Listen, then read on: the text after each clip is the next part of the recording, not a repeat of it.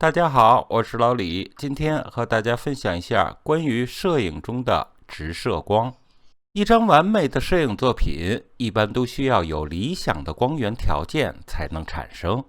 光线和色彩都是摄影的基础原材料，没有了光和颜色，就没有摄影可言。在阳光明媚的日子里，我们大多数人都会感到赏心悦目。相比其他天气，在灿烂的阳光下拍摄照片恐怕也是最多的。从某种意义上来说，直射白光下的亮度和强度使得拍摄变得简单，给我们有较多的拍摄余地。在多云的天气下进行拍摄，利用云层间隙投下来的日光，刻画远景中的建筑区域，并利用云层的阴影形成生动的明暗光线效果。明亮的日光可以使绿色更加明丽动人，充满生机和活力。这张照片因为明亮的日光照明而产生出动人的色彩和光影，使得这一色彩和景物内容并不怎么丰富的景观也变得趣味盎然起来，使色彩看上去更加明丽动人。我们所说的直射光也称作映光，说白了就是光源直接打在被摄物体上的光。既然叫映光，这种光的最大特点就是映，光照的强度大，受光面和阴影部分的对比比较强烈，画面的反差感很强，明暗的反差强，光比大。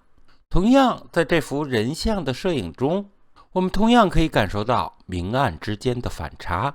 当直射光与其他光源配合使用的时候，会产生良好的艺术效果。在没有云层或者雾气时的直射阳光，一般都是映光。这个时候的能见度一般都是很高的，比较适合拍摄远景的风光。映光的光照强烈，明暗的反差大，阴影的部分非常的显著，景物的立体效果鲜明。许多摄影师喜欢用它来表现景物的质感和纹理，来凸显立体空间的效果。但是映光也是有它的缺点，当明暗的反差过大的时候，会给人一种粗糙的感觉。